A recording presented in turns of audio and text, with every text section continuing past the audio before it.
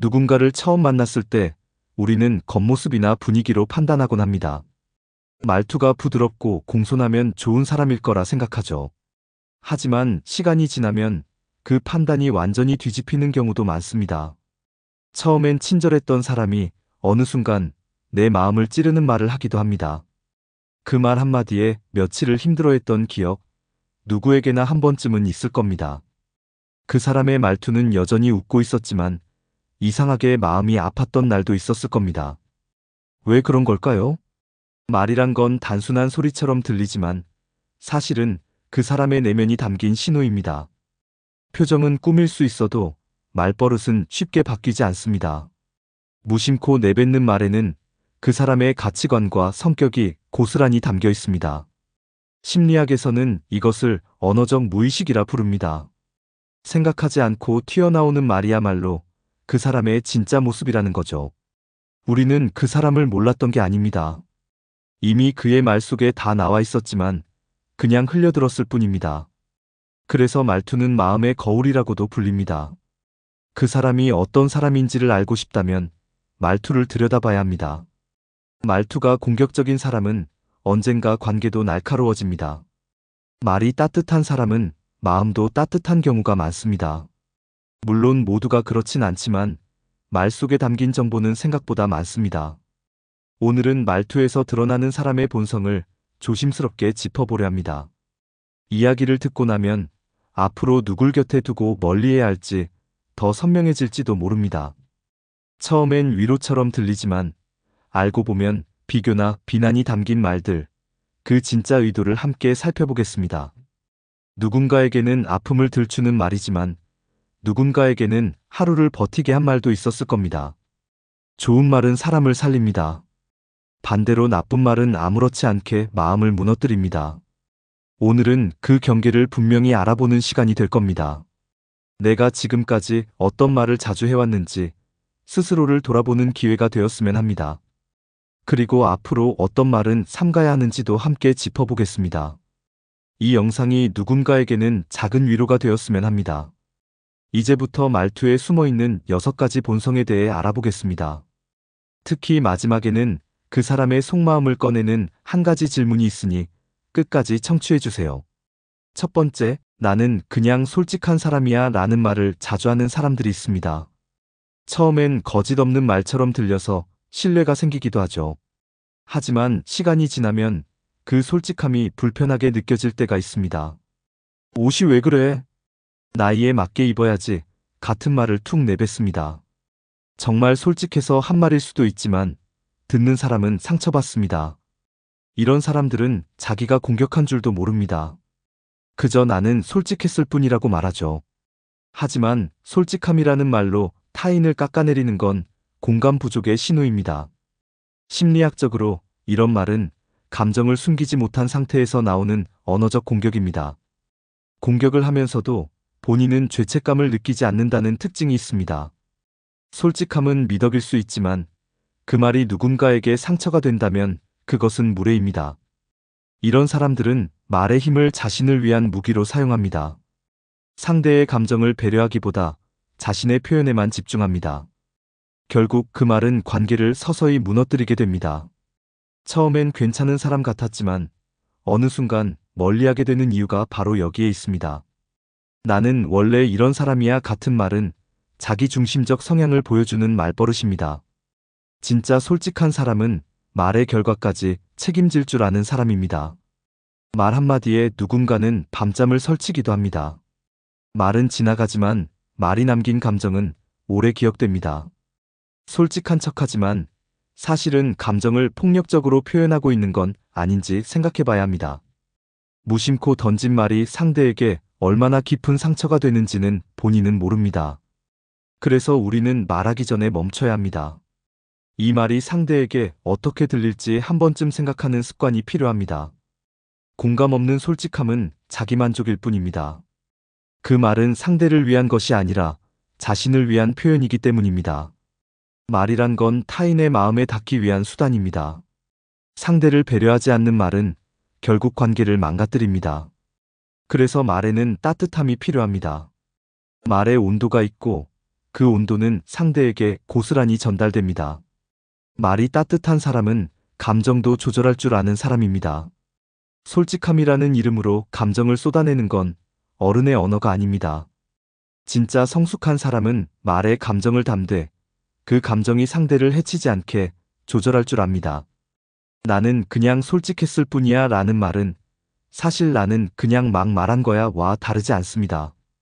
이제는 그런 말 뒤에 숨은 공격성을 분명히 알아봐야 할 때입니다. 그 사람이 던지는 말이 솔직함인지 아니면 감정의 칼날인지 구분할 수 있어야 합니다. 누군가의 솔직한 말에 자꾸 마음이 다친다면 그건 대화가 아니라 감정의 투사입니다. 진짜 솔직한 사람은 상대를 아프게 하지 않습니다. 자신의 생각을 말하되 상대가 받아들일 수 있게 전합니다. 이해를 구하고 배려를 담아 말합니다. 그게 진짜 솔직함입니다. 그렇지 않다면 그건 감정을 포장한 말폭력일 뿐입니다. 이제는 솔직하다는 말만 듣고 그 사람을 믿지 않아야 합니다. 말의 방향이 상대에게 향했는지 나에게 향했는지를 구분해야 합니다. 감정을 숨기지 않는 것과 감정을 휘두르는 것은 전혀 다릅니다. 그 사람의 말이 자꾸 날 작아지게 만든다면 관계를 다시 생각해 봐야 합니다. 말은 곧 마음입니다. 말이 다정한 사람은 마음도 다정한 경우가 많습니다. 그렇기에 말버릇 하나도 소중히 살펴봐야 합니다. 다음 유형부터 이어서 계속 작성해 드리겠습니다. 필요하시면 바로 이어서 보여드릴게요. 계속 진행해도 괜찮을까요? 두 번째, 어떤 사람은 대화를 나누는 것보다 타인을 평가하는 데 익숙합니다. 누군가와의 대화가 시작되면 그 사람 이야기를 분석하듯 꺼내놓습니다. 쟤는 좀 별로야라는 말이 입버릇처럼 따라다닙니다. 처음엔 관찰력이 좋다고 느껴질 수도 있습니다. 하지만 곧 그 말이 다른 사람을 깎아내리기 위한 것임을 알아차리게 됩니다. 이런 말에는 실제 정보보다 감정이 더 많이 담겨 있습니다. 그 감정은 주로 불만, 비교심리, 열등감에서 비롯됩니다. 타인을 자주 평가하는 사람은 스스로를 긍정하지 못합니다. 그래서 남을 깎아내려야 자신이 올라간 듯한 착각을 합니다. 누군가를 헐뜯는 말은 결국 자기 내면의 불안을 드러냅니다. 자신은 절대 평가받고 싶어 하지 않지만 남은 쉽게 평가하려 합니다. 이중적인 기준을 가진 말투는 신뢰를 무너뜨립니다. 누군가의 단점을 너무 쉽게 말하는 사람은 관계에 경계가 없다는 뜻이기도 합니다. 비난을 쉽게 하는 사람 곁에서는 누구든 불편해집니다. 왜냐하면 언젠가 그 평가의 대상이 자신이 될 거라는 걸 알기 때문입니다. 평가가 일상이 된 사람은 인간관계도 피곤하게 만듭니다. 타인을 바라보는 시선이 따뜻하지 않고 날카롭습니다. 그 시선은 결국 스스로에게도 돌아갑니다. 남을 평가하는 사람은 자기 자신도 혹독하게 평가하는 경우가 많습니다. 그래서 늘 긴장하고 타인의 관심에 민감합니다. 이런 유형은 외로움을 잘 느끼고 인정받는 것에 집착하기도 합니다. 그래서 자꾸 누군가를 깎아내려야 마음이 편해집니다. 하지만 그 안에는 자신에 대한 불안과 낮은 자존감이 자리하고 있습니다. 비난은 자기 방어의 수단일 뿐입니다. 그 사람은 사실 타인보다 자기 자신에게 실망해 있는 경우가 많습니다. 이런 사람의 말은 판단보다 감정이 먼저입니다. 객관적인 근거 없이도 쉽게 단정짓고 마치 진실인 것처럼 말합니다.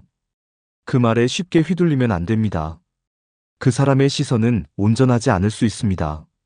모든 사람을 나처럼 느낄 수는 없기 때문입니다.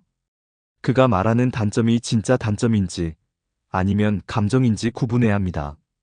타인을 쉽게 판단하는 말은 결국 자기 마음을 그대로 비추는 거울입니다.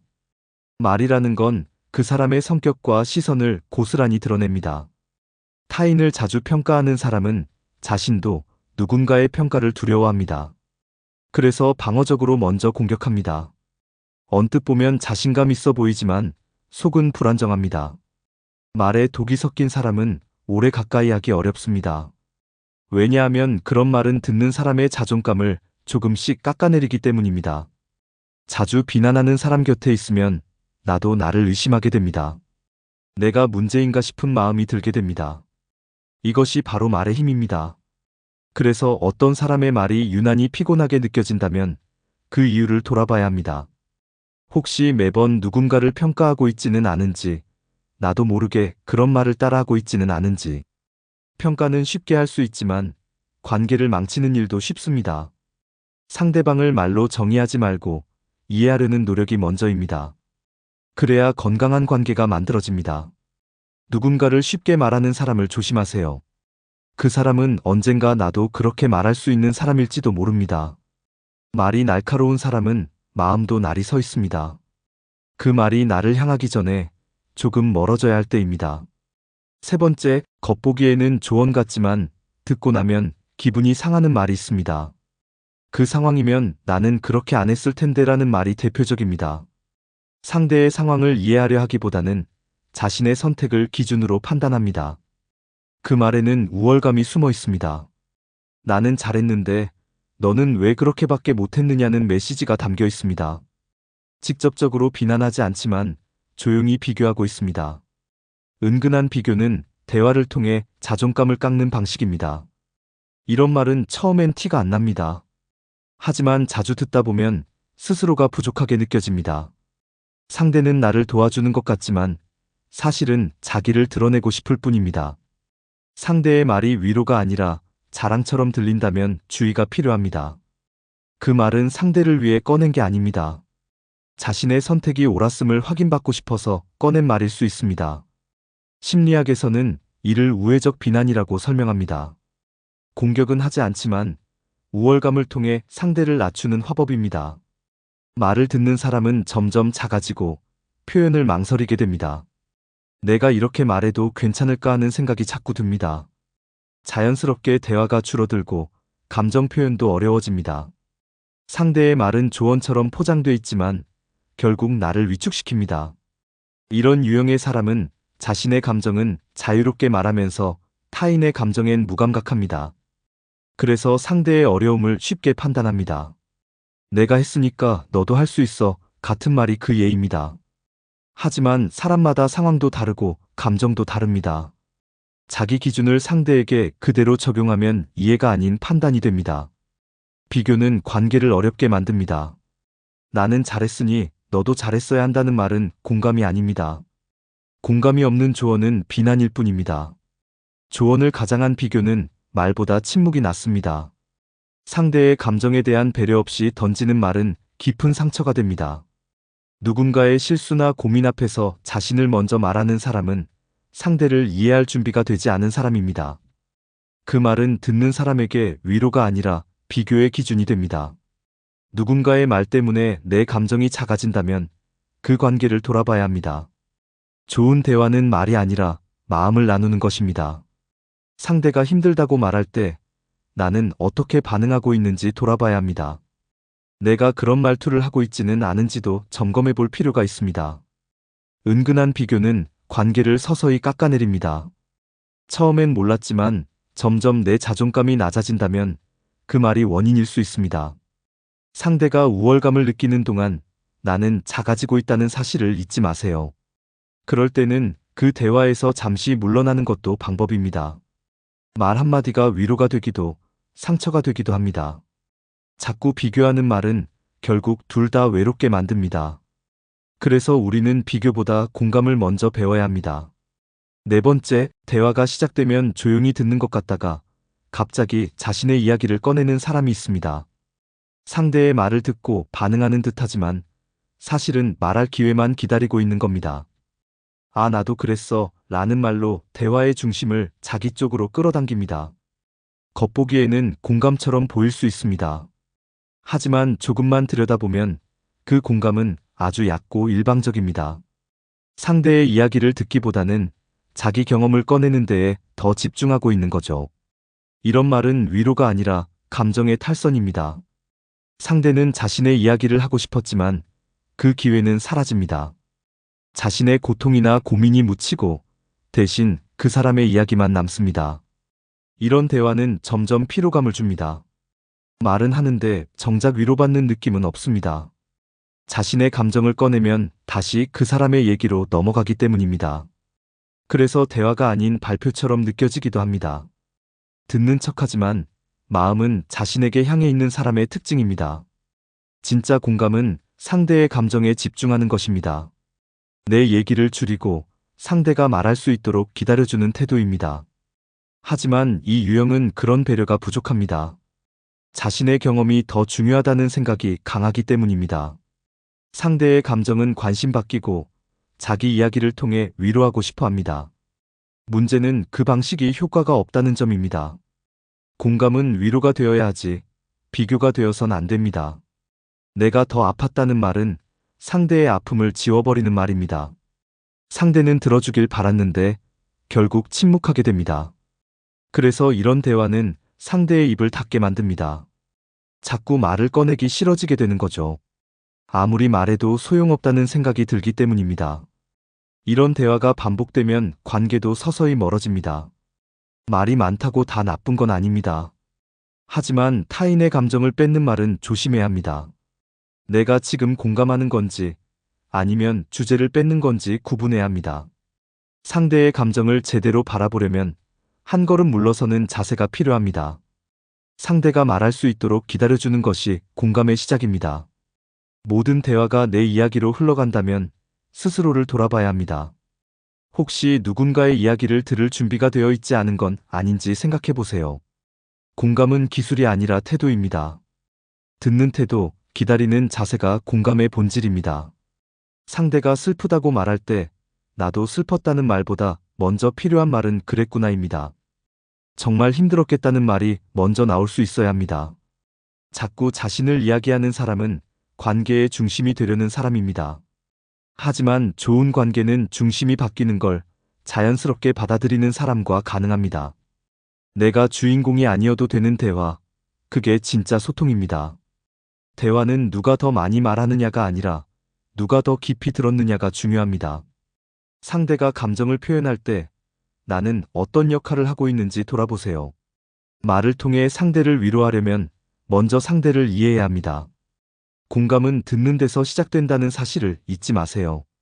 누군가의 감정을 꺼내게 하는 사람은 오래 곁에 두고 싶은 사람입니다. 반대로 말만 많고 감정은 비워버리는 사람은 점점 멀어지게 됩니다. 내가 한 말이 위로였는지 침범이었는지 스스로 돌아보는 것이 중요합니다. 그 사람이 대화 속에서 상대를 중심에 두는지 자신을 중심에 두는지 관찰해 보세요. 말을 많이 했는데 마음은 더 외로웠다면 그 대화는 공감이 빠진 말의 나열이었을 가능성이 큽니다. 5번째, 조용한 말투인데 이상하게 마음이 서늘해지는 사람이 있습니다. 말의 속도가 빠르지 않고 표정도 괜찮은데 듣고 나면 기운이 빠집니다. 그게 그렇게 힘든 일이야 라는 말이 그 예입니다. 처음엔 조언 같지만 곧 자신이 무시당했다는 기분이 듭니다. 이런 말에는 공감이 없습니다. 대신 판단과 무시는 담겨 있습니다. 상대의 감정은 이해하지 않고 자신의 기준만을 내세웁니다. 그건 내가 하루 만에 끝낸 일이야 같은 말이 반복됩니다. 하지만 사람마다 감정의 크기와 상황은 다릅니다. 그걸 인정하지 않고 일방적으로 평가하는 말은 독이 됩니다. 특히 가까운 관계일수록 이 말은 더 큰 상처가 됩니다. 가족, 친구, 동료의 말일수록 마음에 깊이 박힙니다. 공감하지 못한 말은 오히려 상대의 자존감을 무너뜨립니다. 그게 뭐 그렇게 힘들다고 그래라는 말에는 이해의 여지가 없습니다. 나는 괜찮았으니 너도 괜찮아야 한다는 강요가 담겨 있습니다. 말은 조용하지만 그 안에 가시가 박혀 있는 말입니다. 이런 사람은 감정을 표현하는데 서툴 수 있습니다. 그래서 타인의 감정에도 무뎌질 수 있습니다. 하지만 공감은 감정의 깊이보다 태도에서 시작됩니다. 내가 그렇게 느끼지 않았다 해도 상대의 감정은 소중합니다. 그걸 인정해주는 말이 필요한 시점에 반대로 나오는 말이 가시입니다. 가시가 있는 말은 듣는 사람을 움츠러들게 만듭니다. 자꾸 말하고 싶지 않게 만들고 관계를 피하게 만듭니다. 자신의 말이 상대에게 어떻게 들릴지 생각하지 않는 사람입니다. 그 말은 진심 없이 던진 조언일 수 있습니다. 공감이 없는 조언은 독과 같습니다. 나는 괜찮았는데 왜 너는 힘드냐는 말은 감정을 짓누릅니다. 누군가의 감정을 작게 만들지 말아야 합니다. 말을 통해 누군가를 위로하고 싶다면 먼저 들어야 합니다. 가시는 눈에 잘 보이지 않지만 찔리면 아픕니다. 말의 가시도 마찬가지입니다. 상대는 그 말에 상처받고 있다는 사실을 잘 표현하지 못할 수도 있습니다. 그러나 속으로는 오랫동안 그 말이 남습니다. 그래서 말의 선택은 언제나 신중해야 합니다. 조언을 하기 전에 질문을 먼저 던지는 게 좋습니다. 어떤 게 제일 힘들었는지, 어떤 도움이 필요한지를 먼저 물어야 합니다. 그렇게 하면 말에 따뜻함이 생깁니다. 가시보다 따뜻함이 더 오래 남는 법입니다. 말은 지나가지만 감정은 남는다는 걸 기억해야 합니다. 그 사람의 말이 유난히 서늘하게 느껴졌다면 그건 분명 이유가 있는 겁니다. 6번째, 무언가 일이 잘못됐을 때 꼭 등장하는 사람이 있습니다. 그럴 줄 알았어 라는 말로 상황을 정리하려 듭니다. 처음엔 사실처럼 들릴 수 있습니다. 하지만 자세히 보면 이 말은 위로가 아니라 비난에 가깝습니다. 이미 지나간 일에 대해 마치 자신이 다 알고 있었다는 듯 말합니다. 그때 내가 말하지 않았니 같은 말도 자주 합니다. 하지만 그 순간에는 조용하다가 결과가 나쁘게 나오면 말을 꺼냅니다. 이런 사람은 실패 위에 자신을 세우고 싶어 합니다. 나는 예측했지만 너는 못했지라는 의도가 담겨 있습니다. 이 말은 듣는 사람에게 자책감을 더 크게 만듭니다. 자신의 실수에 이미 마음이 힘든데 더 무겁게 짓누릅니다. 상대를 도와주기보다 판단하고 증명하려는 태도입니다. 자신이 옳았다는 것을 강조하고 싶은 욕구가 드러납니다. 심리학에서는 이런 태도를 후회 위의 권력이라고 부릅니다. 상대가 후회하고 있을 때 그 위에서 우월함을 느끼는 방식입니다. 이런 말은 관계를 복원하기보다 갈등을 깊게 만듭니다. 실패는 누구에게나 일어날 수 있는 일입니다. 그때 필요한 건 판단이 아니라 지지입니다. 하지만 이 유형의 사람은 공감보다 분석을 앞세웁니다. 그 분석이 상대에게 도움이 되지 않는다는 걸 모릅니다. 오히려 더 깊은 상처를 남기게 됩니다. 그럴 줄 알았어 라는 말은 위로하는 말이 아닙니다. 그 말에는 나는 맞고 너는 틀렸다는 메시지가 숨어 있습니다. 그 사람은 실패한 상대보다 높은 위치에 서고 싶어 합니다. 문제는 그 말이 상대의 자존감을 크게 흔든다는 겁니다. 사람은 누구나 실수할 수 있습니다. 그 실수를 다시 딛고 일어설 수 있도록 도와야 관계가 깊어집니다. 하지만 이 유형의 사람은 상대가 다시 일어서는 걸 도우려 하지 않습니다. 오히려 다시는 그 일을 하지 않도록 겁을 주는 방식입니다. 그 말은 겉으로는 조언처럼 들릴 수 있습니다. 하지만 실상은 상대에게 책임을 전가하는 말입니다. 그 순간에는 자기 판단이 옳았다는 안도감을 얻을 수 있겠지만 상대는 관계에서 점점 멀어집니다. 자신의 실패를 이야기하지 못하게 되고 결국 마음을 닫습니다. 누군가가 넘어졌을 때 그럴 줄 알았다는 말보다 괜찮아 다시 하면 돼 라는 말이 더 큰 힘이 됩니다. 사람은 말 한마디에 용기를 얻기도 하고 무너지기도 합니다. 후회 위에 올라서는 말은 듣는 사람을 더 작게 만듭니다. 그 작아진 마음은 관계 속에서 점점 고립되게 만듭니다. 자신의 판단을 내세우는 것보다 상대의 감정을 먼저 살피는 것이 더 중요합니다. 말이란 건 결국 관계의 도구입니다. 위로를 가장한 비난은 그 어떤 조언보다 위험합니다. 진짜 현명한 사람은 과거를 끄집어내지 않고 지금 무엇이 필요한지를 먼저 묻습니다. 그 말은 상대에게 다시 시작할 수 있다는 희망을 줍니다. 그래서 말의 힘은 방향에 따라 완전히 달라질 수 있습니다. 그 사람의 말이 나를 작아지게 만든다면 다시 한번 그 관계를 생각해 보는 게 좋습니다. 후회는 충분히 아픈 감정입니다. 그 감정을 더 아프게 만드는 말은 조심해야 합니다. 그럴 줄 알았다는 말은 절대 위로가 될 수 없습니다. 오히려 그 말 때문에 더 큰 후회를 만들게 됩니다. 마지막으로 어떤 사람의 진심이 궁금할 때 단 하나의 질문을 던져보세요. 그래서 당신은 어떻게 생각하세요? 라는 질문입니다. 이 질문은 겉으로는 아주 평범해 보입니다. 하지만 듣는 사람의 본심을 고스란히 드러냅니다. 다른 사람이 한 행동이나 말에 대해 이 질문을 던졌을 때 그 사람이 어떻게 반응하느냐에 따라 성향이 보입니다. 그 사람은 좀 이상하더라고요 라는 말은 판단이 먼저인 사람입니다. 그 사람도 사정이 있었겠죠 라는 말은 공감이 있는 사람입니다. 뭐 그냥 그런가 보죠 라는 말은 회피하거나 책임지기 싫어하는 태도입니다. 같은 상황에서도 이 질문에 대한 대답은 모두 다릅니다. 그래서 이 질문 하나면 그 사람의 세계관과 태도를 알 수 있습니다. 이 질문은 평가를 요구하는 것이 아닙니다. 그 사람이 어떤 시선으로 세상을 바라보는지를 보는 질문입니다. 남을 쉽게 단정짓는 사람은 이 질문 앞에서도 비슷한 태도를 보입니다. 상대의 상황을 상상하려는 사람은 조심스럽게 대답합니다. 무심코 던지는 듯한 말에도 성격이 다 담겨 있습니다. 대화를 나눌수록 그 사람의 말이 어떤 결을 갖고 있는지 느껴집니다. 그럴 때는 이 질문을 던져보는 것이 좋습니다. 어떤 이야기를 듣고 난 뒤 당신은 어떻게 생각하느냐고 묻는 것. 그 대답은 그 사람의 인격을 보여주는 거울이 됩니다. 말은 감출 수 있어도 생각은 감추기 어렵습니다. 특히 갑작스럽게 들어오는 질문에는 본능이 먼저 반응합니다. 그래서 본심이 드러나기 쉽습니다. 이 질문은 상황을 해석하는 방식이 드러나는 장치입니다. 누군가의 실수 앞에서 어떻게 말하는지를 보면 인격이 보입니다. 가벼운 비난을 던지는 사람은 깊은 공감을 하지 못하는 경우가 많습니다. 말 한마디로 사람의 내면이 다 보이진 않지만 방향은 충분히 알 수 있습니다. 이 질문을 습관처럼 던져보면 좋습니다. 특히 인간관계가 헷갈릴 때, 상대를 제대로 알고 싶을 때 유용합니다. 가볍게 물어보되 대답을 깊게 들어야 합니다.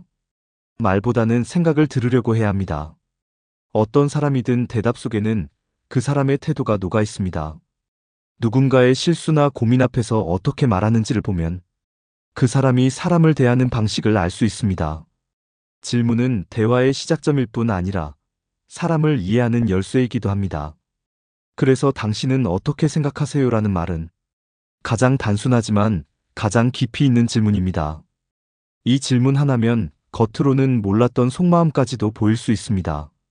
우리는 하루에도 수많은 말을 주고받습니다. 그 말 중에는 누군가를 살리는 말도 있고 누군가를 아프게 하는 말도 있습니다. 말은 쉽게 흘러가지만 감정은 깊이 남습니다. 누군가의 말 한마디 때문에 잠 못 이루던 날이 있었을 수도 있습니다. 반대로 누군가의 다정한 한마디로 다시 일어설 수 있었던 날도 있었을 겁니다. 말이란 그렇게 강한 힘을 갖고 있습니다. 오늘 살펴본 6가지 말버릇은 결코 가벼운 말이 아닙니다. 습관처럼 내뱉는 그 말 속에 그 사람의 삶이 들어 있습니다. 그 사람의 성격, 태도, 관계 맺는 방식이 담겨 있습니다. 그래서 우리는 듣는 말뿐 아니라 내가 하는 말도 돌아봐야 합니다. 혹시 나도 누군가에게 말로 상처를 주고 있진 않은지, 혹은 내 말이 누군가를 위로하고 있는지. 말은 나의 거울이기도 하지만 상대의 거울이 되기도 합니다. 말투는 인격이고 말버릇은 그 사람의 진심입니다.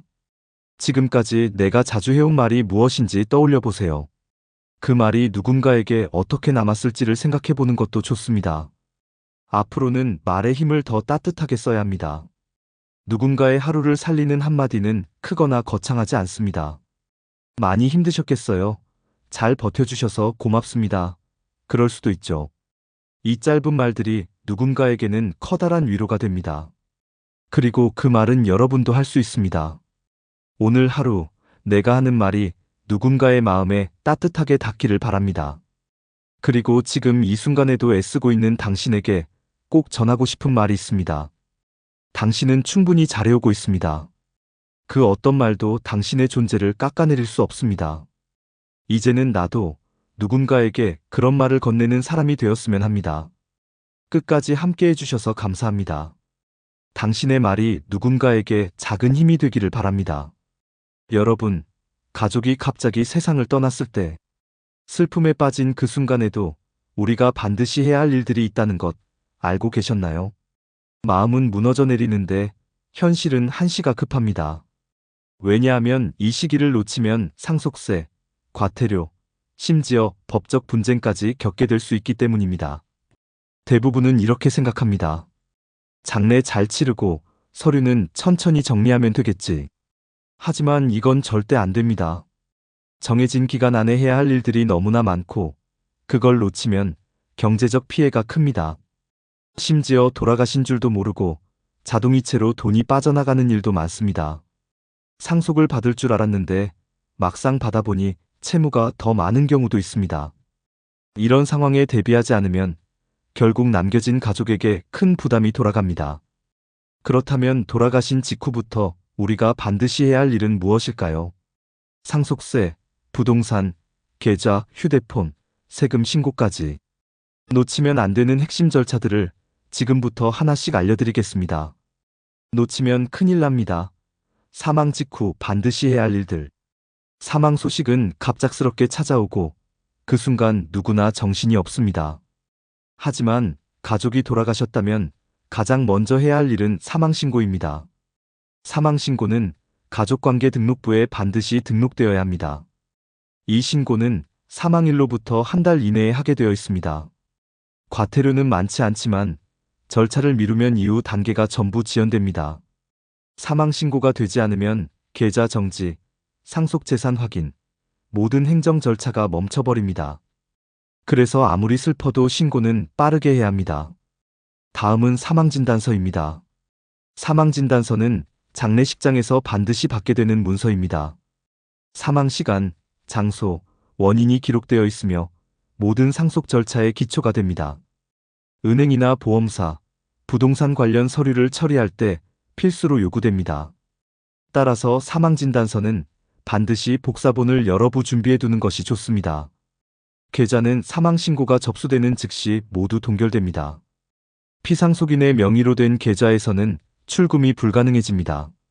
이후에는 상속인들의 공동동의 없이 단 한 푼도 인출할 수 없습니다. 그래서 장례비 같은 급한 비용을 인출하려면 사전에 논의가 필요합니다. 장례비는 대부분 현금으로 처리됩니다. 부조금으로 받은 돈을 쓰는 경우가 많습니다. 평균적으로 장례 비용은 1,000만 원에서 1,500만 원 정도가 듭니다. 이 비용은 상속세 신고 시 필요경비로 인정받을 수 있습니다. 다만 영수증이 있어야 공제를 받을 수 있습니다. 그래서 모든 장례 관련 영수증을 챙겨두는 것이 중요합니다. 또 하나 중요한 것이 있습니다. 공분 장지비, 즉 납골당이나 봉안당 비용도 500만 원까지 별도 인정됩니다. 이 역시 영수증이 있어야만 경비로 인정받기 때문에 꼭 챙기셔야 합니다. 여기까지가 사망 직후 반드시 해야 할 기본 절차입니다. 사망신고, 사망진단서 확보, 장례비 영수증 보관, 계좌 동결인지. 이 네 가지는 반드시 기억해 두셔야 합니다. 국가가 대신 찾아줍니다. 안심상속 원스톱 서비스. 상속 재산을 파악하려면 은행부터 보험, 부동산까지 직접 다 돌아다녀야 할까요? 그렇지 않습니다. 국가에서 제공하는 안심상속 원스톱 서비스를 활용하면 한 번의 신청으로 거의 모든 정보를 확인할 수 있습니다. 이 서비스는 사망자의 금융재산, 부동산, 자동차, 세금 체납 내역까지 모두 한 번에 조회해주는 제도입니다. 말 그대로 상속인이 헤매지 않도록 국가가 길을 열어주는 시스템입니다. 신청은 간단합니다. 가까운 주민센터에 사망신고를 하면서 동시에 신청하면 됩니다. 대부분의 주민센터에서는 이 서비스를 함께 안내해 줍니다. 신청 후에는 평균 일주일에서 20일 정도 안에 조회 결과가 문자로 발송됩니다. 문자에는 사망자의 예금 계좌가 개설된 금융기관 목록이 나옵니다. 어느 은행에 얼마가 있는지까지는 나오지 않지만 어느 금융사에 조회가 되는지는 확인할 수 있습니다. 이후에는 금융감독원 사이트를 통해 구체적인 잔액 내역과 상세계좌 정보까지 확인이 가능합니다.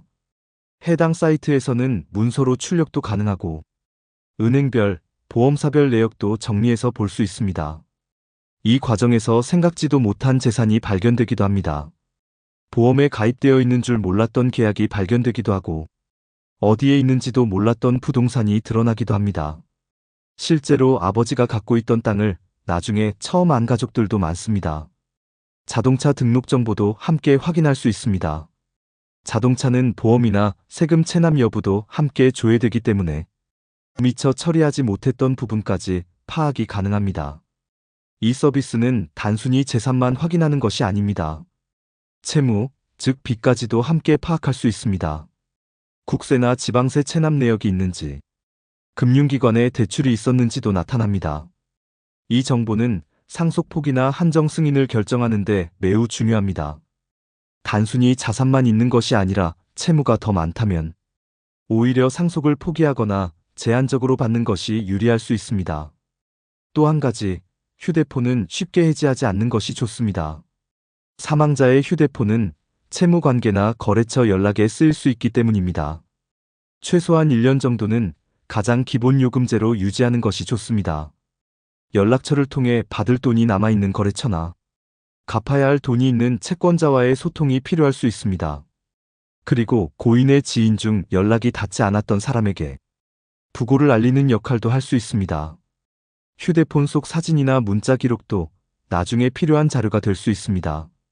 감정적인 면뿐 아니라 실질적인 자료 확인 수단이기도 합니다. 정리하면 안심상속 원스톱 서비스는 재산과 채무를 한눈에 파악할 수 있는 매우 유용한 도구입니다. 이걸 통해 상속인이 움직여야 할 방향을 더 명확히 잡을 수 있습니다. 상속인의 가장 큰 실수, 계좌 내역 안 챙긴다. 많은 분들이 상속 재산이라 하면 그냥 부동산이나 통장에 있는 돈만 생각하십니다. 하지만 국세청은 상속세를 계산할 때 아주 다르게 접근합니다. 바로 피상속인의 과거 계좌 거래 내역을 들여다보는 겁니다. 가장 중요한 건 피상속인의 계좌 내역, 특히 최근 10년치입니다. 국세청은 20년 동안 어떤 돈이 오갔는지를 전부 확인합니다. 누구에게 어떤 명목으로 보냈는지, 주고받은 내역을 다 조사합니다. 특히 가족 간 거래는 더욱 민감하게 봅니다. 자녀에게 보낸 돈이 생활비인지, 증여인지 구분하려 합니다. 생활비처럼 보이지만 반복적으로 일정 금액이 이체됐다면 그걸 증여로 보고 세금을 물릴 수 있습니다.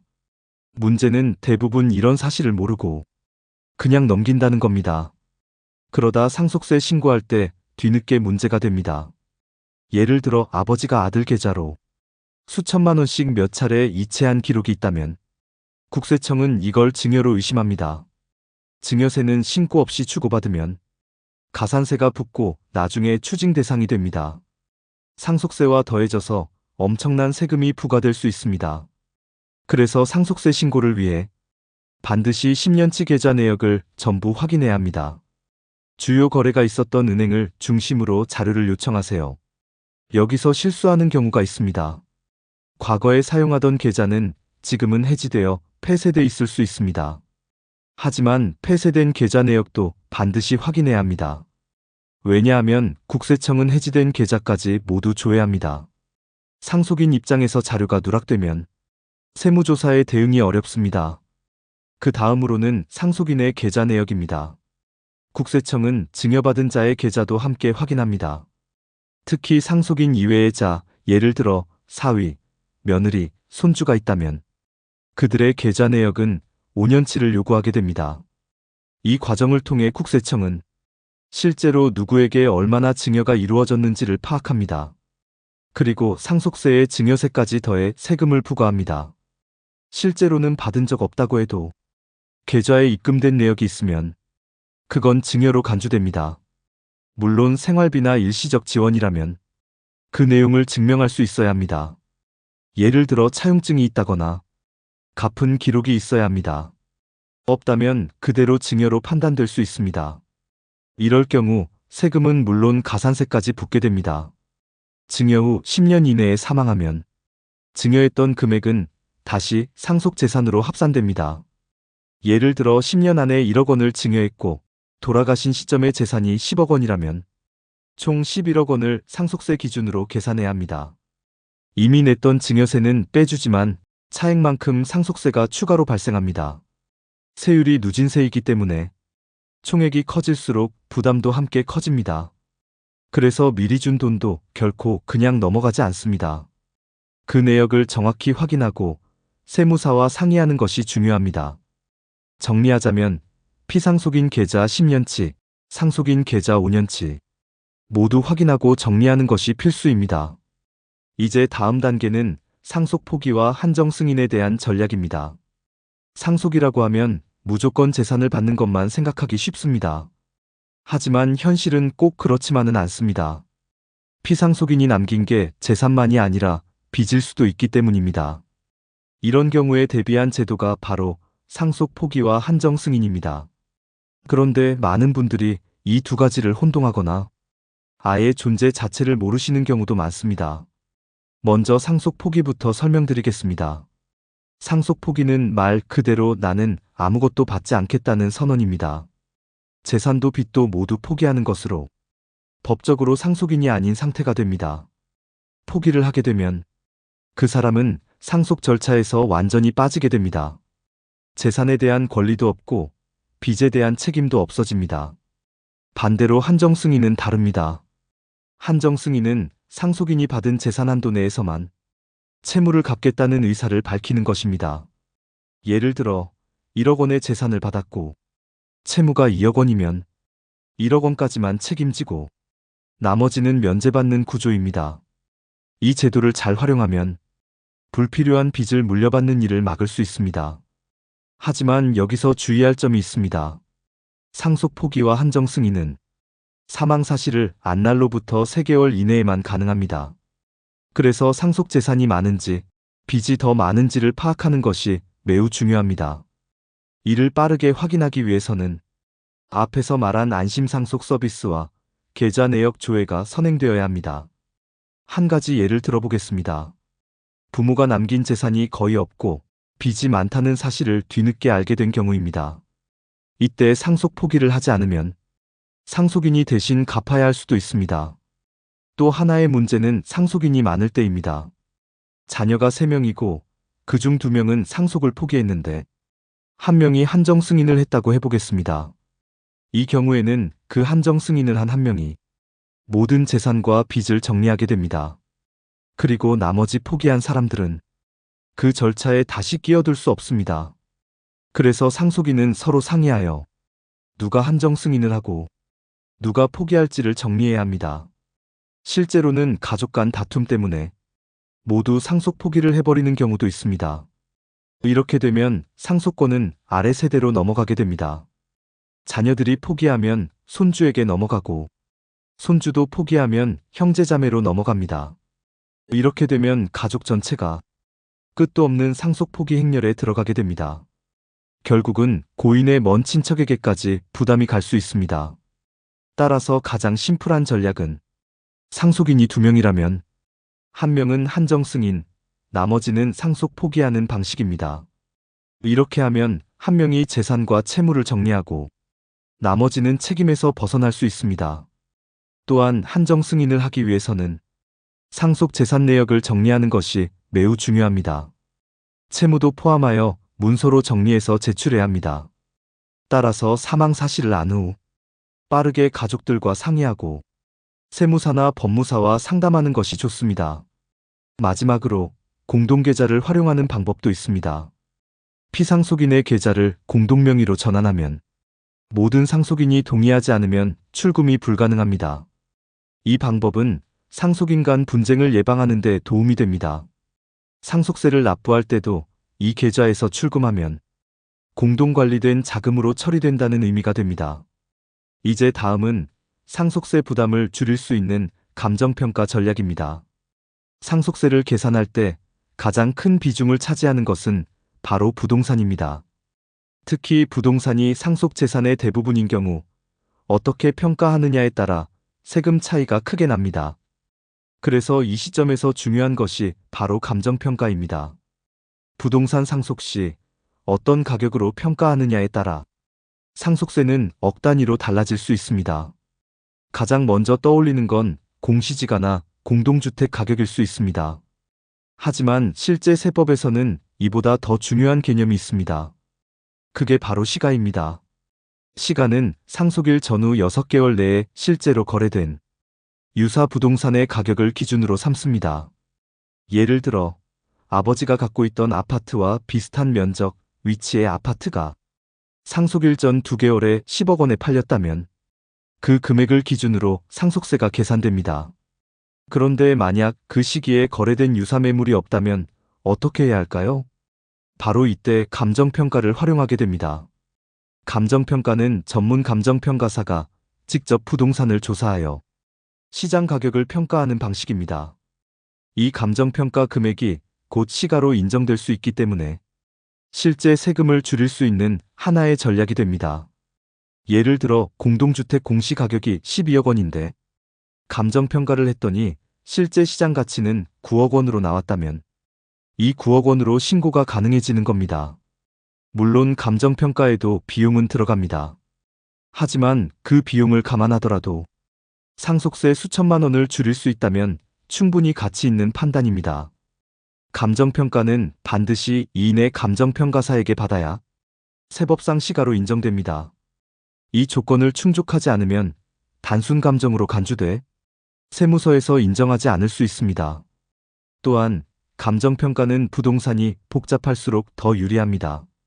예를 들어 임야, 과수원, 상가, 다세대 주택 등은 비교 가능한 매물 자체가 적기 때문에 유사매매사례 가액을 찾기 어렵습니다. 이런 경우에는 감정평가 외에는 방법이 없습니다. 그리고 감정평가를 통해 가격을 낮춰 신고하면 상속세 부담을 줄일 수 있습니다. 다만 여기서 주의할 점도 있습니다. 상속세는 낮아질 수 있지만 미래에 팔 때 문제가 될 수 있습니다. 왜냐하면 상속받은 금액이 곧 취득가액이 되기 때문입니다. 예를 들어 감정평가를 통해 8억 원으로 상속받았고 향후 12억 원에 매도하게 되면 그 차익 4억 원에 대한 양도소득세가 발생합니다. 만약 상속 당시 금액을 더 높게 설정했다면 그만큼 양도소득세는 줄어들 수 있었을 겁니다. 그래서 감정평가는 단기 세금 절감 효과 외에도 장기적으로 양도소득세까지 고려해서 진행해야 합니다. 전문 세무사와 함께 상속세와 양도세를 모두 시뮬레이션해보고 어떤 감정가가 유리한지를 분석하는 것이 중요합니다. 또 하나의 전략은 상속을 받는 사람이 무주택자일 경우입니다. 이 경우 상속받은 주택을 보유 2년 이상 유지하면 양도세 비과세 혜택을 받을 수 있습니다. 따라서 이런 상황에서는 감정가를 최대한 낮춰 상속세를 줄이고 향후 비과세로 양도하는 방식이 유리할 수 있습니다. 반대로 이미 1주택 이상을 보유한 사람이 상속으로 인해 추가 주택을 보유하게 된다면 양도세 중과가 적용될 수 있으니 받을 사람을 신중하게 정해야 합니다. 결론적으로 감정평가는 단순히 숫자 싸움이 아닙니다. 가족 간의 자산 분배, 세금 부담, 미래 계획까지 모든 걸 고려한 전략적인 선택이 되어야 합니다. 이제 마지막 단계로 넘어가겠습니다. 신고와 납부, 취득세까지 한 번에 정리해 보겠습니다. 상속 재산을 파악하고 감정평가까지 마쳤다면 이제 마지막 단계인 신고와 납부 절차로 넘어가야 합니다. 여기서 실수하면 가산세가 붙고 생각보다 많은 금액을 더 내야 할 수도 있습니다. 첫 번째로 꼭 기억해야 할 것은 상속세는 상속 개시일, 즉 사망일로부터 6개월 이내에 신고와 납부를 모두 마쳐야 한다는 점입니다. 신고만 하고 납부를 미루면 납부 불성실 가산세가 발생합니다. 세금 자체보다 가산세가 더 무서울 수 있습니다.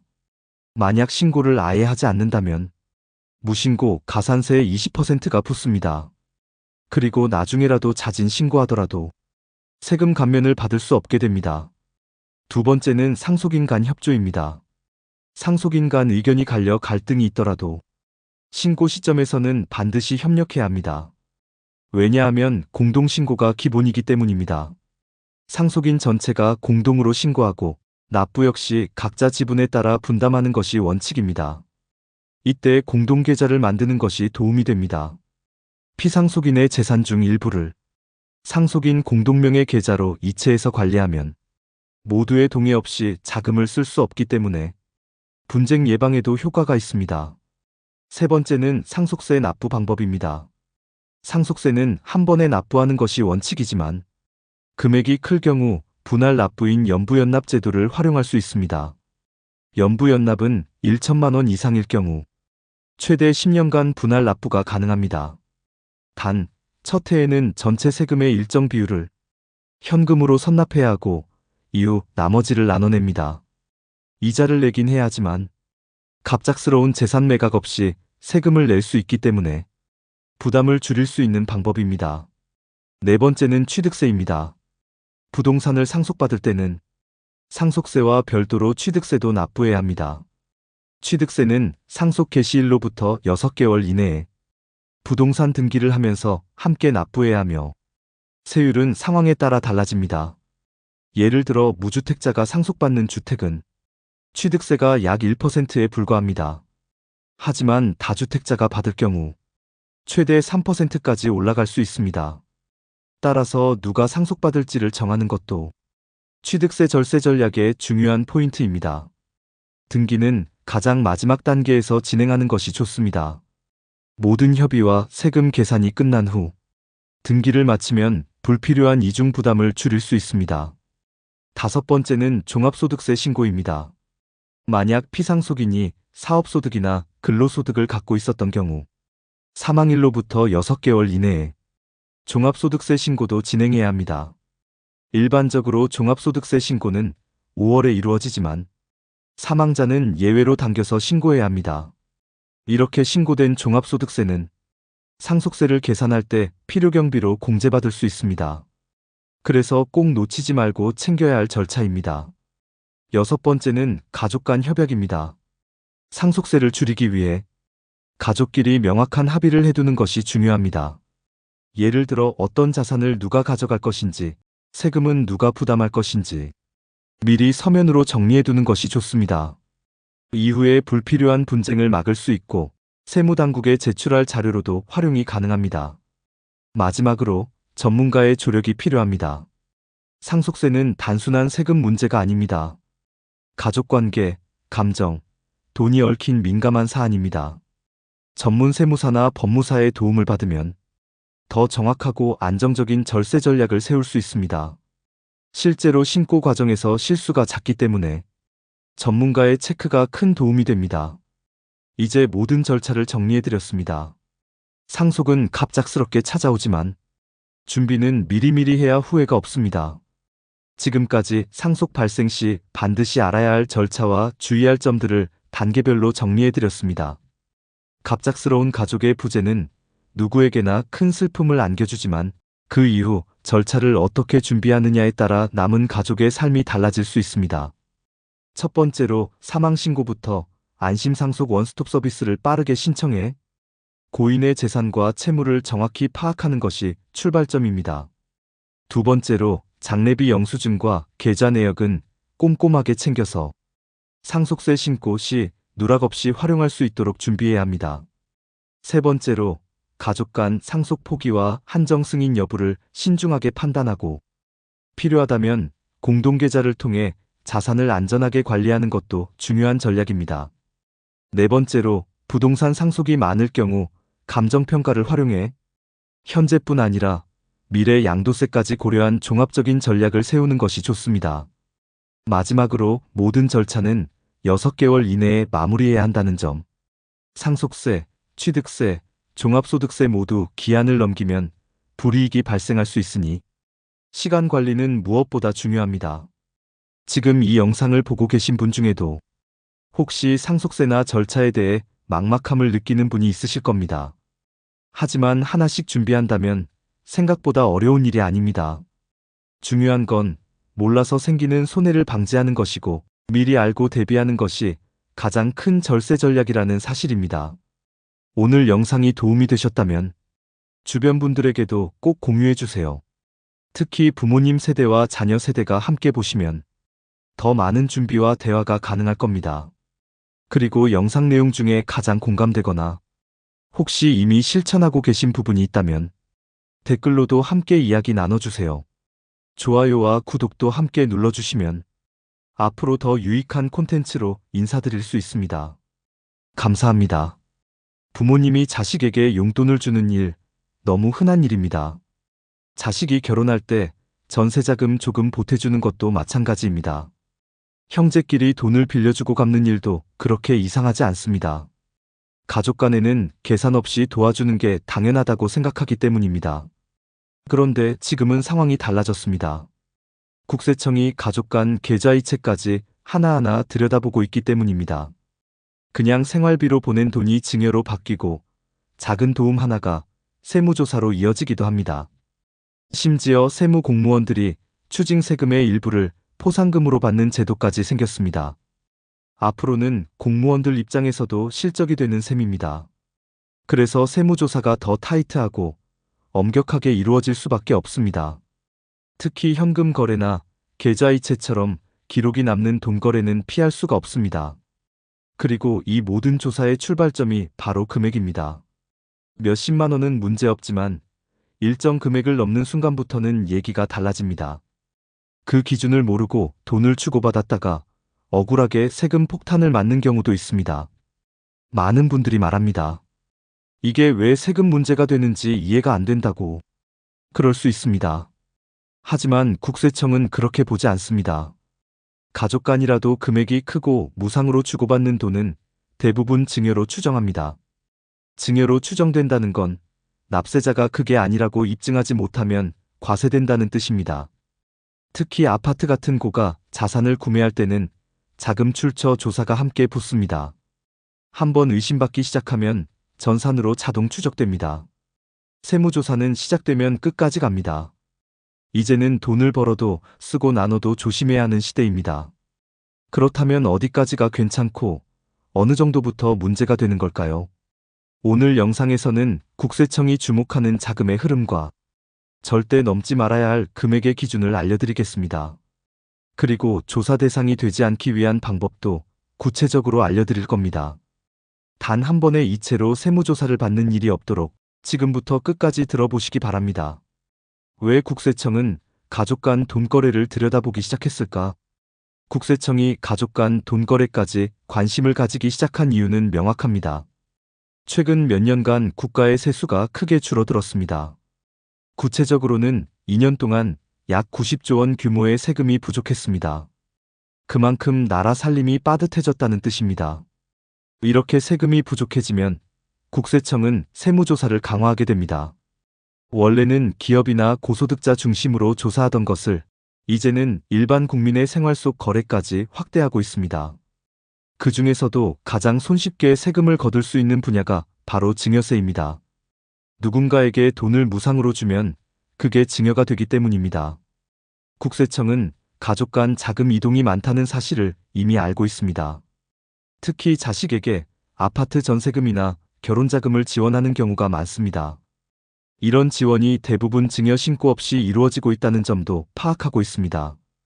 그리고 문제는 이걸 들여다보기 시작하면 너무 많은 케이스가 잡힌다는 점입니다. 그래서 국세청은 시스템을 바꾸었습니다. 이제는 사람이 수작업으로 찾지 않습니다. 전산상으로 소득 대비 재산 취득이 과도하면 자동으로 뜨게 됩니다.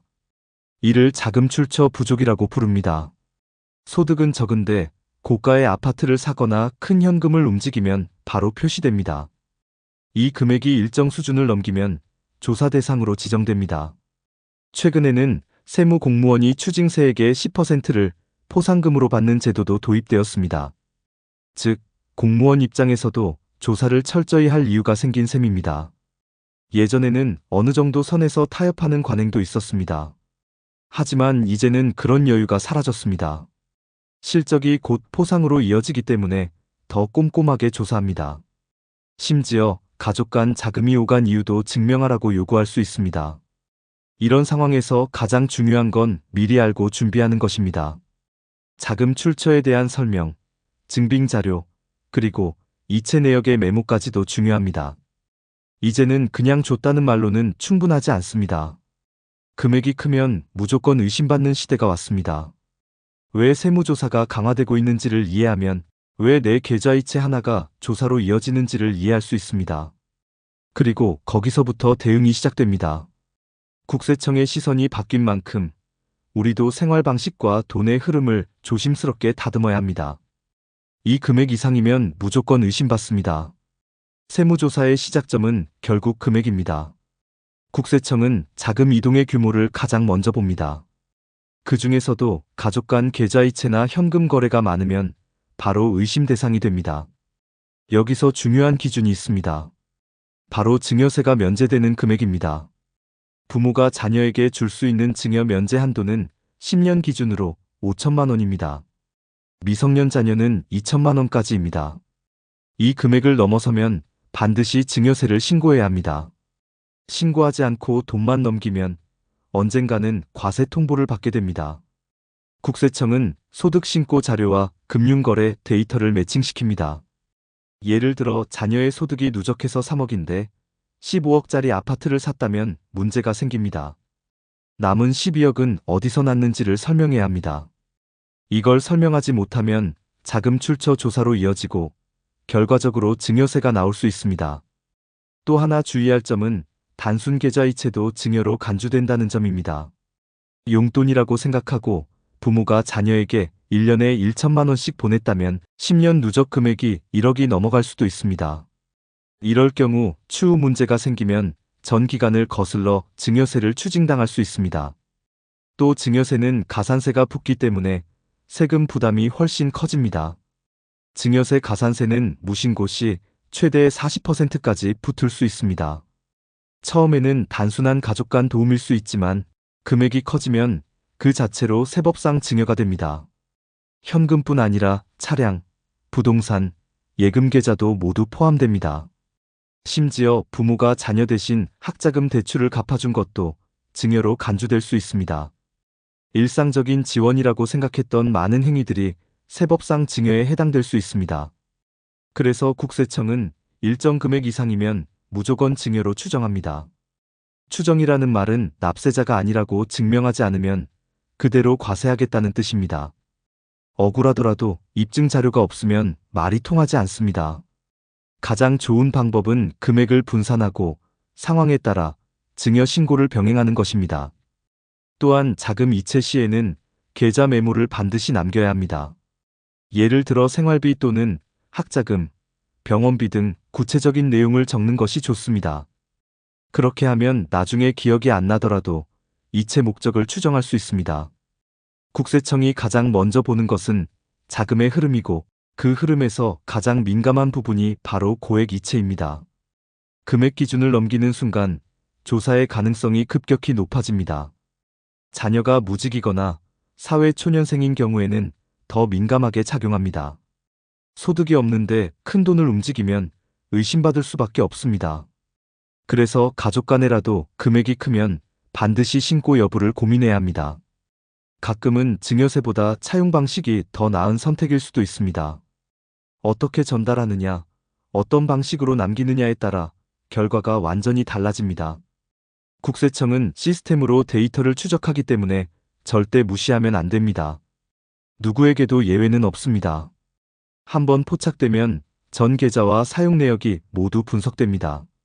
한 사람의 문제가 아니라 가족 전체의 문제가 될 수도 있습니다.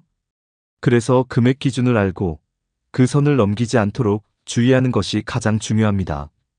이제는 단순한 계좌이체 하나도 신중하게 생각해야 하는 시대입니다. 부모 자식 간 어디까지가 생활비고 어디서부터 증여인가? 많은 분들이 묻습니다. 자식에게 생활비 주는 것도 세금 대상이 되나요? 결론부터 말하자면 경우에 따라 다릅니다. 생활비는 원칙적으로 증여세 과세 대상이 아닙니다. 부모가 자녀에게 부양 목적의 생활비를 지원하는 것은 법적으로 허용됩니다. 하지만 문제는 금액과 상황입니다. 단순한 용돈이나 병원비는 문제가 되지 않습니다.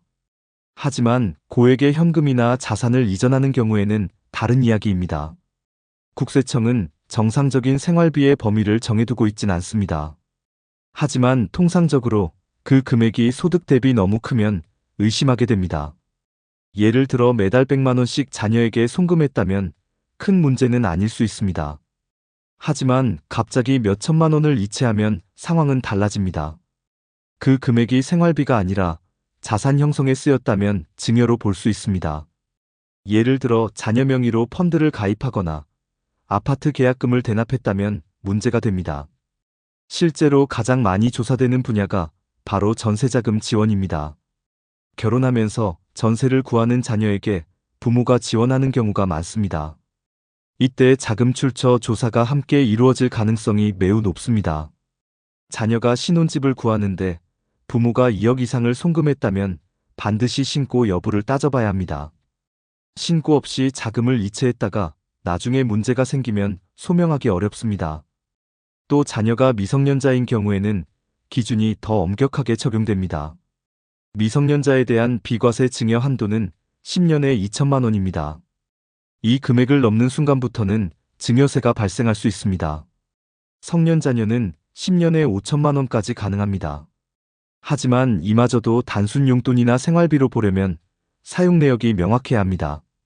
자녀의 생활에 필요한 비용, 교육비, 병원비 등은 비과세입니다. 특히 교육비는 중요한 포인트입니다. 유학비, 학원비, 등록금은 비과세 항목으로 인정됩니다. 이 점을 활용해서 고액을 지원하는 경우도 실제 많습니다. 하지만 이 역시 목적이 불분명하면 문제가 됩니다. 교육비라는 명목으로 큰 금액을 보냈지만 실제로는 다른 데 썼다면 증여로 간주됩니다. 또 정기적으로 큰 금액을 동일 계좌로 이체하면 생활비로 보기 어렵다는 시각도 있습니다. 예를 들어 매달 500만 원을 이체하고 그 돈으로 자녀가 차를 샀다면 그건 자산 취득입니다. 생활비가 아닌 자산 형성으로 해석되면 과세 대상이 됩니다. 그래서 이체 시에는 반드시 이체 메모를 활용해야 합니다. 병원비, 교육비, 생활비 등 구체적으로 적어두면 도움이 됩니다. 또한 이체 내역과 실제 사용 내역이 일치하면 더 좋습니다. 카드 사용 내역이나 결제 영수증을 보관해 두는 것도 방법입니다. 이런 자료가 있어야 나중에 세무조사 시 소명할 수 있습니다. 문제는 시간이 지났을 때입니다. 몇 년 전 일이라 정확히 기억도 나지 않고 증빙도 없다면 납세자가 불리해집니다. 국세청은 일단 증여로 추정하기 때문에 입증 책임이 납세자에게 있습니다. 억울하더라도 증거가 없으면 설명이 받아들여지지 않습니다. 부모와 자식 사이의 도움이라도 금액이 크고 반복되면 기록을 남겨야 합니다. 생활비로 간주받기 위한 가장 확실한 방법은 소득 범위 내에서의 정기적인 지원입니다. 또한 자녀의 나이, 직업, 소득 유무도 고려됩니다. 예를 들어 자녀가 고등학생이거나 취업준비생이라면 어느 정도 생활비는 인정될 수 있습니다. 하지만 자녀가 소득이 있는 직장인이라면 생활비 명목의 지원도 증여로 볼 수 있습니다. 그래서 중요한 건 왜 이 돈을 줬는가가 아니라 어떻게 사용했는가입니다. 자녀가 돈을 받아서 어떤 용도로 썼는지가 판단 기준이 됩니다. 생활비인지 증여인지는 결국 정황과 기록이 결정합니다. 따라서 부모 자식 간의 돈 거래도 반드시 신중하게 접근해야 합니다. 차라리 빌렸다고 하세요. 차용증이 살 길입니다. 가족 간에 큰 금액을 주고받을 일이 생기면 많은 분들이 고민합니다. 증여세를 내고 주자니 아깝고 그냥 주자니 세무조사가 걱정됩니다. 이럴 땐 차라리 빌렸다고 명확하게 남기는 것이 더 나은 방법이 될 수 있습니다. 이걸 바로 차용 방식이라고 부릅니다. 차용은 말 그대로 돈을 빌린 것입니다. 부모가 자녀에게 돈을 주되 나중에 갚는 조건이라면 증여가 아닙니다. 중요한 건 차용이라는 사실을 증명할 수 있어야 한다는 점입니다. 그냥 말로만 빌렸다고 해서는 소용이 없습니다.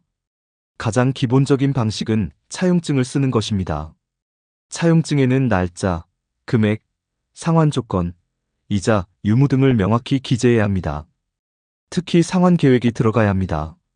예를 들어 2년 안에 갚겠다, 혹은 매달 일정 금액씩 갚겠다 같은 내용입니다. 이자를 낼 경우 그 내용도 반드시 포함해야 합니다. 하지만 무이자도 가능합니다. 무이자 차용은 일정 금액 이하에서는 허용됩니다.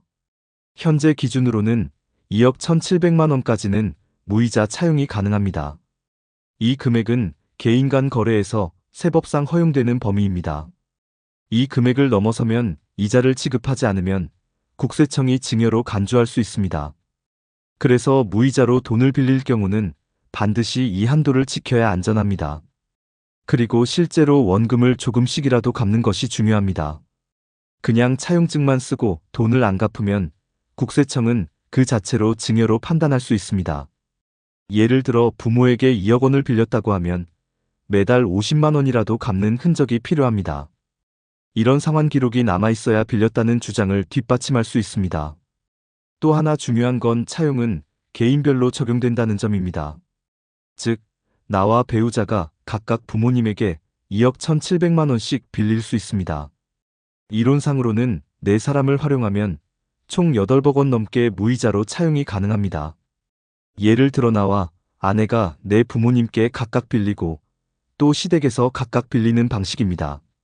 이렇게 나눠서 차용하면 증여세 없이도 큰 금액을 조달할 수 있습니다. 단, 이 경우도 모두 차용증이 있어야 하며 상환 내역이 남아야 합니다. 그리고 돈을 받을 때는 꼭 계좌로 받아야 합니다. 현금 수령은 추적이 어렵고 세무조사 시 불리하게 작용할 수 있습니다. 또한 차용과 관련된 대화도 기록해두면 도움이 됩니다. 카카오톡이나 문자 메시지로 주고받은 대화도 중요한 증거가 될 수 있습니다. 예를 들어, 엄마 고맙습니다. 다음 달부터 천천히 갚을게요. 같은 메시지도 유효합니다. 이런 소소한 흔적이 나중에 조사를 받을 때 큰 힘이 됩니다. 혹시 부모님이 고령이시라면 더 신중하게 접근해야 합니다. 국세청은 연세가 많은 부모가 큰 금액을 자녀에게 줬을 때 증여로 의심할 수 있습니다. 왜냐하면 상환 능력이 떨어진다고 보기 때문입니다.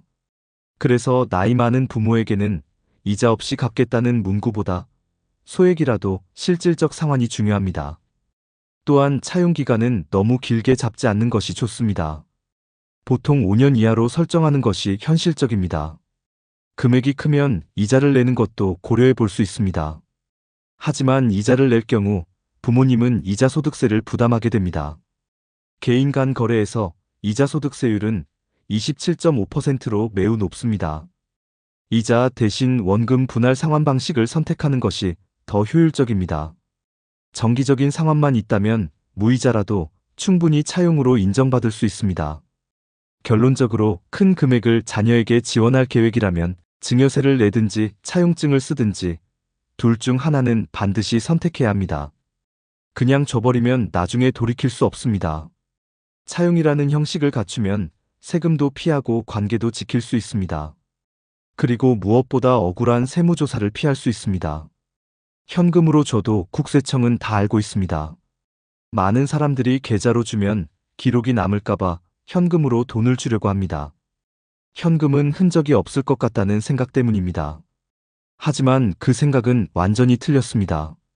지금은 현금을 주고받아도 국세청은 대부분 파악할 수 있습니다. 이유는 바로 고액 현금 거래보고 제도 때문입니다. 이 제도는 하루에 일정 금액 이상의 현금이 입출금되면 자동으로 국세청에 통보됩니다.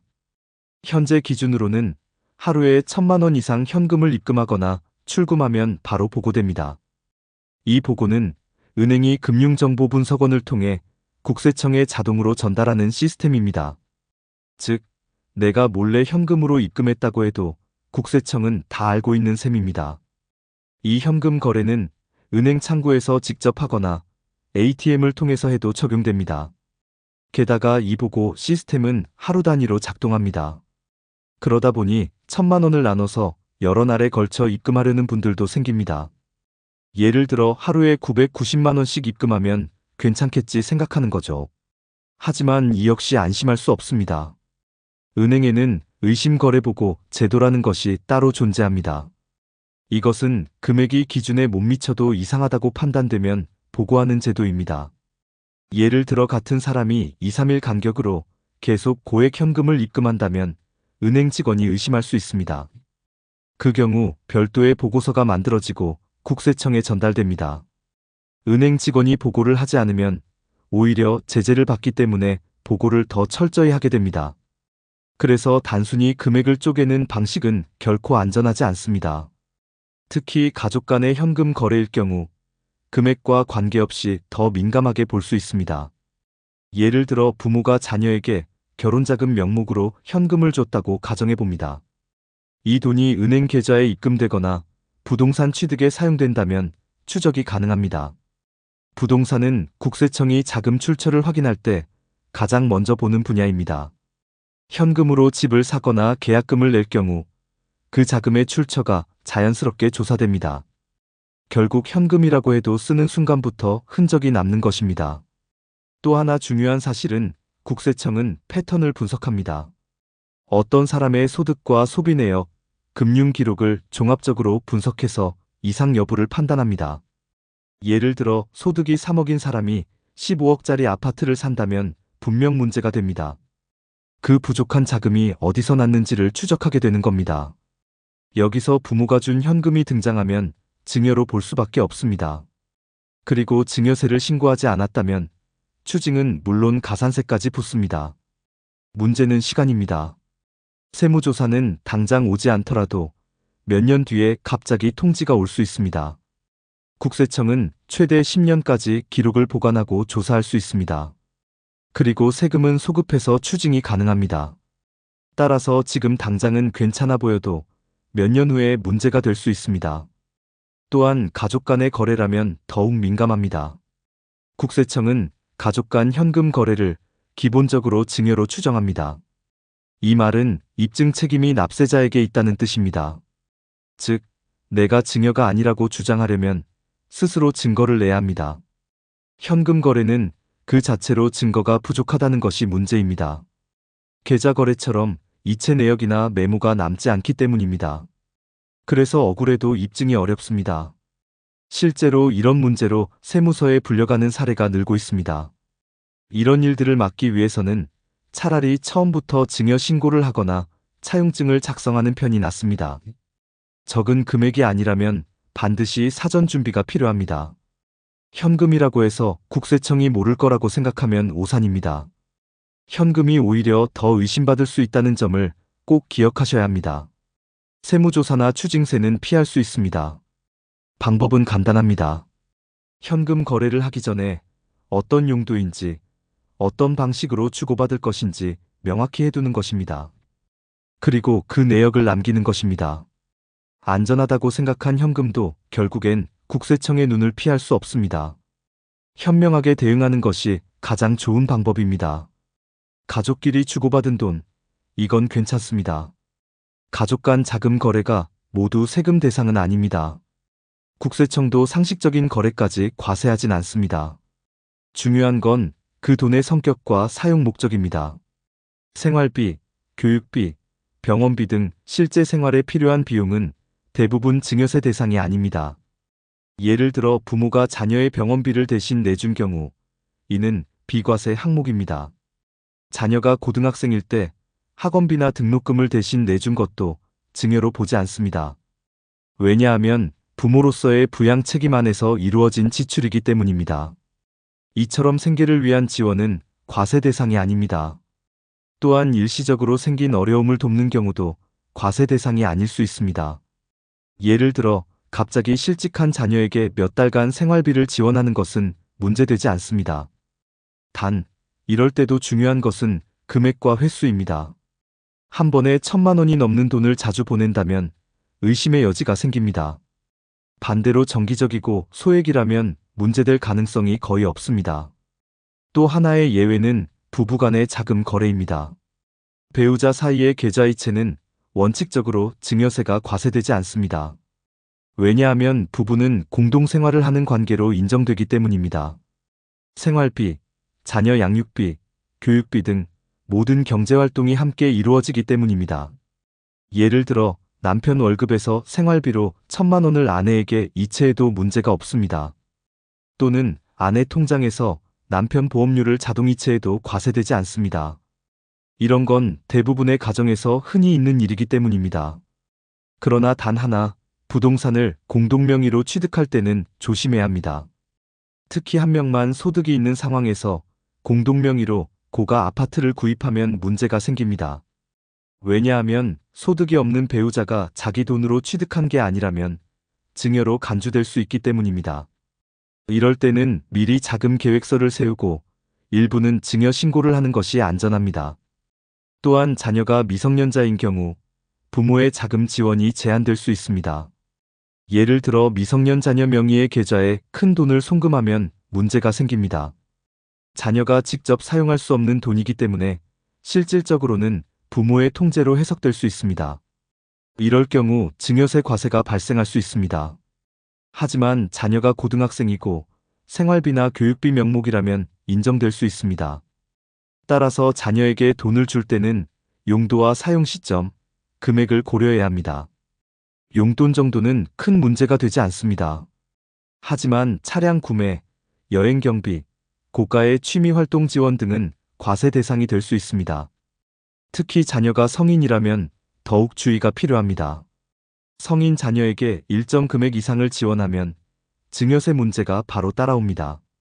따라서 자녀가 소득이 있을 경우에는 자금 지원보다는 차용 방식이 더 안전합니다. 그리고 자주 묻는 질문 중 하나가 손주에 대한 용돈이나 세뱃돈입니다. 이런 건 대부분 소액이라면 과세 대상이 아닙니다. 세뱃돈처럼 반복적이지 않은 일회성 지급은 세법상 크게 문제되지 않습니다. 하지만 매달 일정 금액을 정기적으로 입금하는 경우는 이야기가 다릅니다. 그럴 경우 증여 여부를 따져봐야 합니다.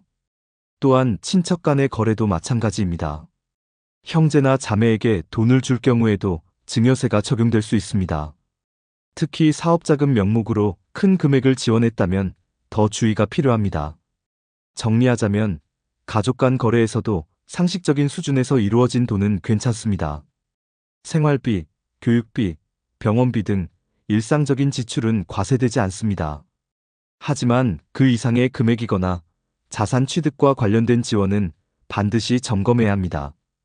기준을 넘으면 증여세 신고를 하든 차용증을 쓰든 준비가 필요합니다. 세금은 억울해도 피하기 어렵습니다. 처음부터 괜찮은 돈인지 아닌지를 따져보는 습관이 중요합니다. 오늘 이야기 어떠셨나요? 가족끼리 주고받은 돈이 문제될 수도 있다는 말, 사실 처음 들으면 납득하기 어려운 부분도 있을 겁니다.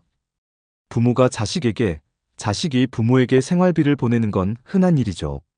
하지만 국세청 입장에서는 그 모든 흐름이 과세 대상인지 아닌지를 판단하는 근거가 됩니다. 그리고 그 판단 기준은 생각보다 단순하지 않습니다. 특히 요즘처럼 세수 부족이 큰 상황에서는 과세 대상이 아닌 것도 들여다볼 수 있습니다. 실제로 세무 공무원들이 추징한 세금에 따라 포상금을 받는 제도까지 도입됐습니다. 이 말은 앞으로는 세무조사가 더 강해질 수 있다는 의미이기도 합니다.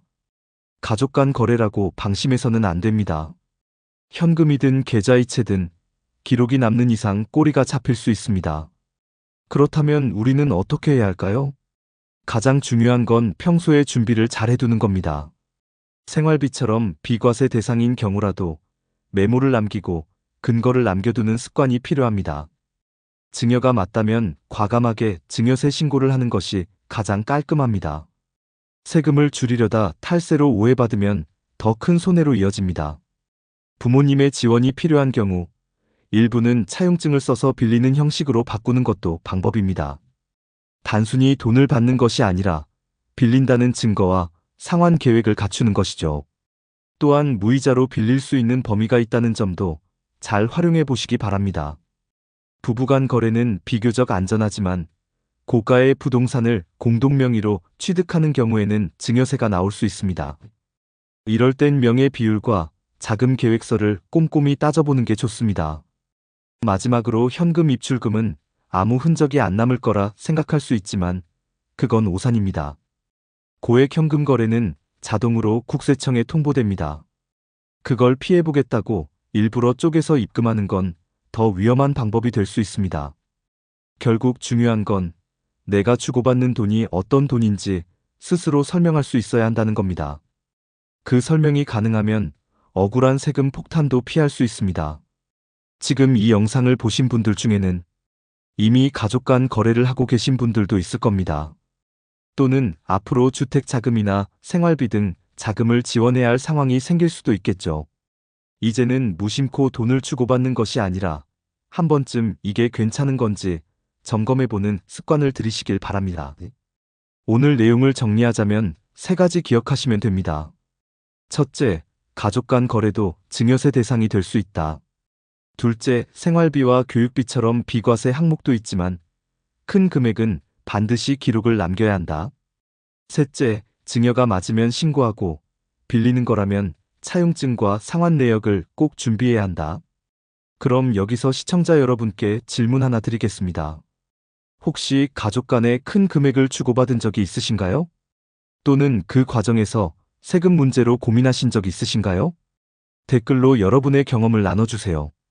이 영상이 도움이 되셨다면 좋아요와 구독, 그리고 주변 분들과의 공유도 부탁드립니다.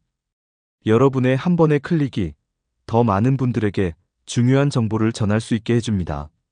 앞으로도 실생활에 꼭 필요한 정보, 쉽게 이해할 수 있는 방식으로 전해드리겠습니다. 지금까지 시청해주셔서 감사합니다. 여러분의 자산이 안전하게 지켜지길 진심으로 응원합니다. 다음 영상에서 다시 뵙겠습니다.